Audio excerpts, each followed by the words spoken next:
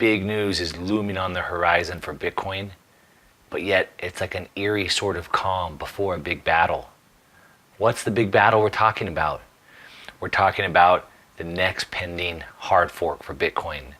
Now, we talked extensively about the fork in Bitcoin that already happened in August. That was when Bitcoin Cash was created. That was a soft fork, all right? We have a hard fork coming up next month in November. Now, we talked about the one coming up October 25th with Bitcoin Gold, and that again is a soft fork. Now, if you remember from our previous videos, we talked the difference between a soft fork and a hard fork. So a soft fork is an upgrade to the network, and any nodes that upgrade to the new software can run that new software, and whoever chooses not to upgrade can still run the old software, no problem. And what happened in August with SegWit was a soft fork. And so they upgraded the network, but as of now, most of the nodes out there have not started running the new software. I think it's still in a single digit number for the adoption rate. So almost everybody is still running the old software. But the one coming up in November is a hard fork. And so what a hard fork means is that everybody must upgrade and nobody can run the old one. And so what happens is, in a soft fork like we saw in the first SegWit, most people aren't running that, but it hasn't affected the network. But with a hard fork, if they choose not to, the network could potentially shut down with nobody to run it. So we need everybody to get on board. And I want to talk to you about that and kind of explain what you need to know. So SegWit 2x is kind of like the final phase in this Bitcoin civil war we've talked about all year. So the developers have been unable to agree on how to best scale Bitcoin. Bitcoin has grown so large that the transactions times take too long and the fees are too expensive. And we need Bitcoin to be widely used so we can have it adopted, and then we can see the price increased. And so we want retailers or merchants to take it. But because it's too slow and it's too expensive, it's not good for that use. So they're trying to figure out how to scale it properly so it could be used, and the developers are unable to kind of come to a consensus. And so what happened is, through months and months of debate, they had the New York agreement. That means all the main guys showed up in New York. They sat in a hotel room.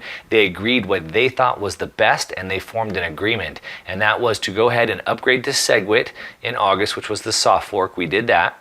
And then they would, after that worked, then they would upgrade. The final phase would be SegWit 2x to be done in November. And so that was the final phase. And it was kind of a middle of the road compromise. We had two camps that had two different ideas, and it was kind of like this middle of the road compromise. We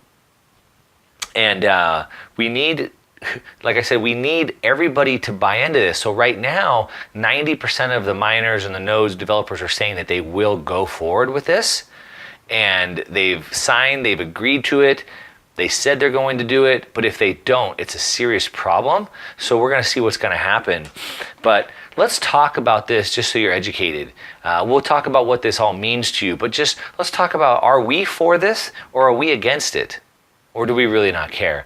But there's two different sides for sure. So for it, the big reason why we want to be for it is, one, you're going to get a lot lower transaction fees. You're also going to get faster confirmations. And so that's a great reason. We need faster confirmations. We need lower transaction fees because that's what's going to increase the adoption rate. That's what's going to allow merchants to use it, for it to be used for commerce and retail and etc.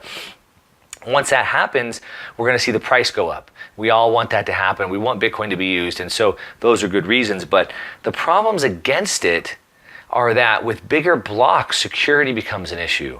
And what happens is that whoever runs these blocks or these nodes that process these transactions have to upgrade everything for the greater security. And it costs a lot of money, it costs a lot of time, and a lot of people aren't going to be able to do this. So what happens is, as we've talked about in other videos, Bitcoin is already somewhat centralized. That means that the power of the mining, the consensus network is really controlled by just a few. And by making the security harder, by making it harder and more expensive, it's going to condense down the centralization even more. So that's a big problem. People are definitely against that. Also, with the bigger blocks, which help speed it up, it makes it harder, if not impossible, for peer-to-peer transactions. And so we believe that Decentralization is at the core of the blockchain and Bitcoin. We think that exchanges that we use today, like Poloniex and Bittrex, are problems because they're centralized sources, and we want decentralization. We want peer-to-peer transactions. But by putting bigger block sizes into Bitcoin, it speeds it up, but it makes those peer-to-peer transactions harder. So again, it's more centralized again. Also, there's just a small group of people that are really deciding this and kind of imposing their will against it. And so Bitcoin was supposed to be decentralized, power to the people, but it's taking more and more power away from people. So definitely positive. It's going to speed up transactions. It's going to reduce the cost, which will help increase adoption. We'll see the value of Bitcoin go up, but it's centralizing the power down. So those are the cons. Now, philosophically, Bitcoin was created to be a decentralized type of money, right? It was created after the banking collapse, and we wanted to come up with a decentralized money that would return the power to the people and wouldn't have the corruption and so forth. So philosophically, it goes against everything that Bitcoin stands for. It undermines the trust of this money as well, because we bought into this believing one thing. And when they go and change it on it, it changes all the reasons why people have bought into this. And so if you know anything about money, especially money, fiat currency, it's all based on trust.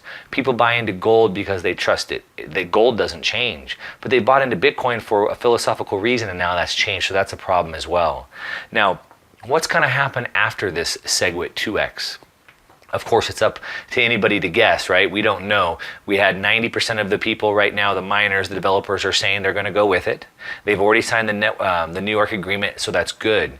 However, single-digit numbers, less than 10% of the nodes out there are running the SegWit that was put in August. So they haven't even started using that. It was a soft fork. They didn't have to. But with a hard fork coming up, will they do that? And we don't know.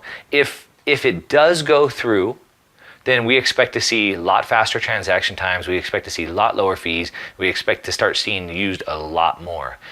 If that happens, we think we can see prices go up. 6,000, 7,000 per Bitcoin before the end of the year would be totally reasonable if that goes through. However, the flip side is that if it doesn't go through, like I said, less than 10% are even using the original SegWit. If they decide not to use SegWit 2, it could shut the whole Bitcoin blockchain down, or it could force it into a fork and have two blockchains. So we're definitely going to have to keep an eye on that. It's going to be something to watch. So the action to take right now is nothing. We talked about in a previous video about Bitcoin Gold. We think that we're going to see the price of Bitcoin go up as everybody rushes to buy Bitcoin because they want the Bitcoin Gold for free. And that's a good thing. Make sure you're holding your Bitcoin in your own wallet so you can get a hold of that Bitcoin Gold. All right. But after Bitcoin Gold, people are going to cash out. People are going to be scared, the FUD, they're going to be scared about what's going to happen with SegWit 2x, and it could potentially bring the price back down. Now, our long-term view of Bitcoin still doesn't change. In 1 year, 2 years, I don't think any of this matters, but I think we could see a good price spike between now and October 25th for the gold, and then a potential decrease with the uncertainty that's going to happen with SegWit 2. And if they don't agree to it, a potential implosion.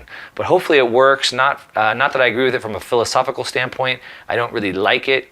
However, I do want to see Bitcoin adoption go up.